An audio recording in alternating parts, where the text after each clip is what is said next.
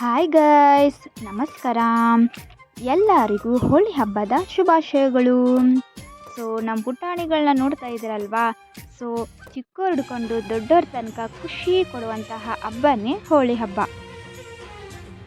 ನೋಡಿ ಗಾಯ್ಸ್, ಹೋಳಿ ಹಬ್ಬದಲ್ಲಿ ಕೆಲವೊಬ್ಬರು ಹೊಸ ಬಟ್ಟೆ, ಬಿಳಿ ಬಟ್ಟೆಯನ್ನು ಹಾಕ್ಕೊಂಡು ಸೆಲೆಬ್ರೇಟ್ ಮಾಡ್ತಾರೆ.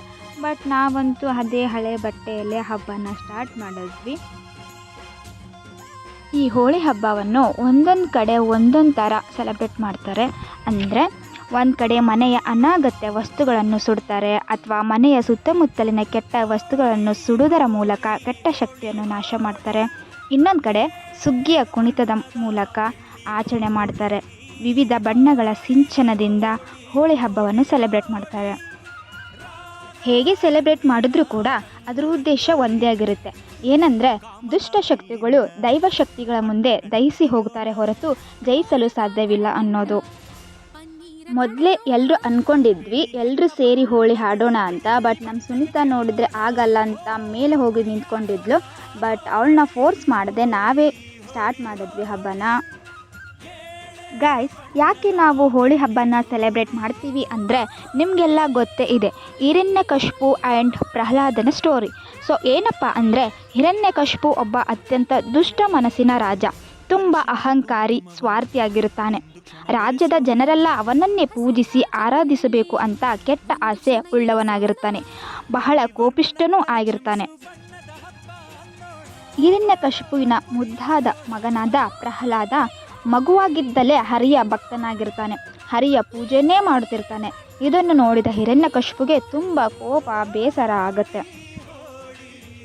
ಪ್ರಹ್ಲಾದ ತಂದೆ ಹಿರಣ್ಯಕಶಿಪುವಿಗಿಂತ ಹರಿಯೇ ಶ್ರೇಷ್ಠ ಎಂದು ಅರಿತಿದ್ದ.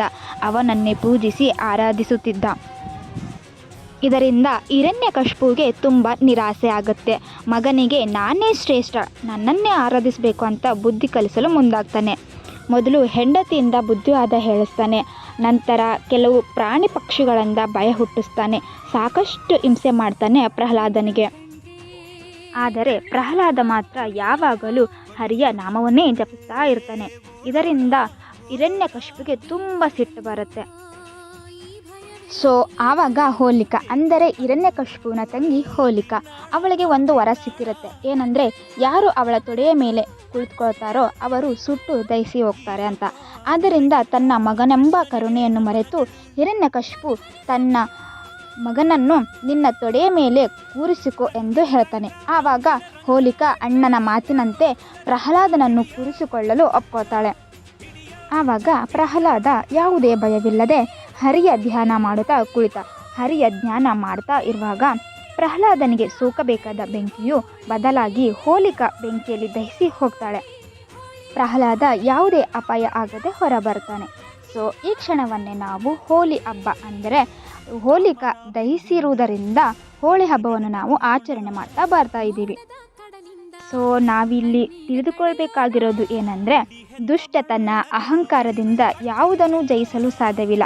ಪ್ರೀತಿ, ವಿಶ್ವಾಸ ಹಾಗೂ ಸಹಕಾರ ಮನೋಭಾವದಿಂದ ಎಲ್ಲರನ್ನು ಬೆರೆತು ಜೀವನದಲ್ಲಿ ಎಲ್ಲ ಬಗೆಯ ಸಂತೋಷವನ್ನು ಪಡೆದುಕೊಳ್ಳಬಹುದು ಅಂತ ಈ ಹಬ್ಬದಿಂದ ತಿಳಿದುಕೊಳ್ತೇವೆ. ಗಾಯ್ಸ್, ಗೊತ್ತಾಯ್ತಲ್ವಾ ಹೋಳಿ ಹಬ್ಬದ ವಿಶೇಷತೆ? ಇಲ್ಲಿ ನೋಡಿ ಗಾಯ್ಸ್, ನಾವೆಲ್ಲ ಹೋಳಿ ಆಟ ಆಡೋದ್ರ ಜೊತೆಗೆ ನೀರಿನ ಆಟನೂ ಆಡ್ತಾ ಇದ್ವಿ. ಇದರಿಂದ ಎಲ್ರಿಗೂ ಫುಲ್ ಖುಷಿ ಆಗ್ತಾ ಇತ್ತು. ಒಬ್ಬರ ಮೇಲೆ ಒಬ್ಬರು ನೀರು ಚೆಲ್ತಾ ಇದ್ರೆ.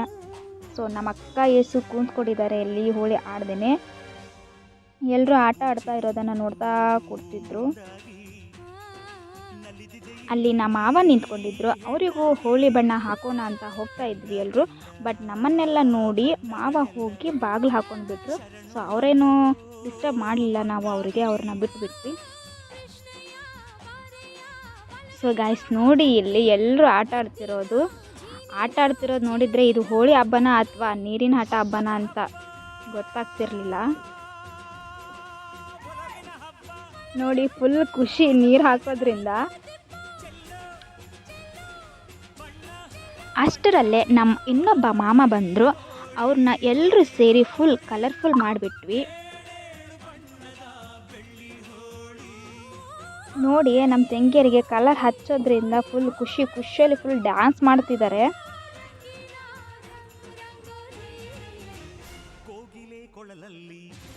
ಸೊ ನೋಡಿ, ಹೋಳಿ ಹಬ್ಬ ಇರೋದ್ರಿಂದ ಎಲ್ಲ ಫುಲ್ ಖುಷಿಯಲ್ಲಿ ಡ್ಯಾನ್ಸ್ ಮಾಡ್ತಿದ್ದಾರೆ.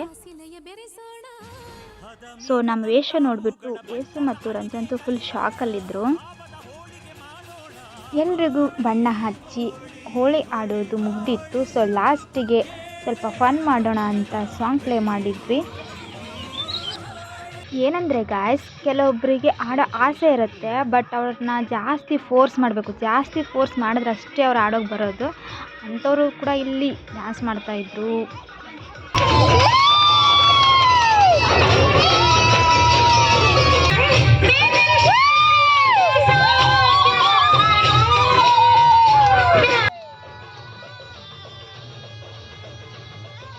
ಲಾಸ್ಟ್ಗೆ ನಮ್ಮ ಪುಟ್ಟಿ ಒಬ್ಬಳು ಉಳ್ಕೊಂಡು ಬಿಟ್ಟಿದ್ಲು. ಸೊ ಅವಳು ಕೂಡ ಬಂದು ಜಾಯಿನ್ ಆಗಿ ಎಲ್ರಿಗೂ ಕಲರ್ ಹಚ್ಚಿ, ಸೊ ಅವಳು ಸ್ವಲ್ಪ ಡ್ಯಾನ್ಸ್ ಮಾಡಿ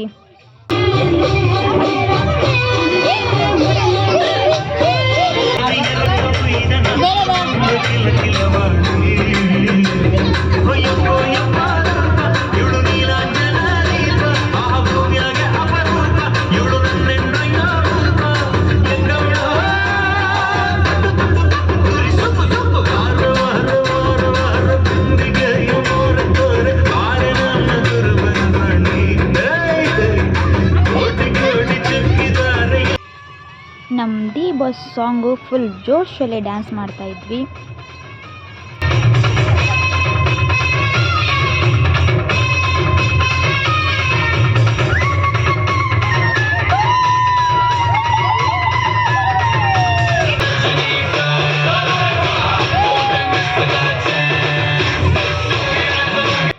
ಸೊ ನೋಡಿದ್ರಲ್ಲ ಗಾಯ್ಸ್, ನಾವಂತೂ ಹೋಳಿ ಹಬ್ಬನ ಈ ಥರ ಸೆಲೆಬ್ರೇಟ್ ಮಾಡಿದ್ವಿ.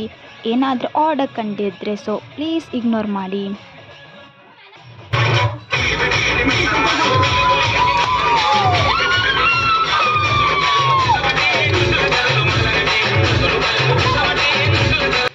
Thanks for watching this video. See you in next video. Bye bye.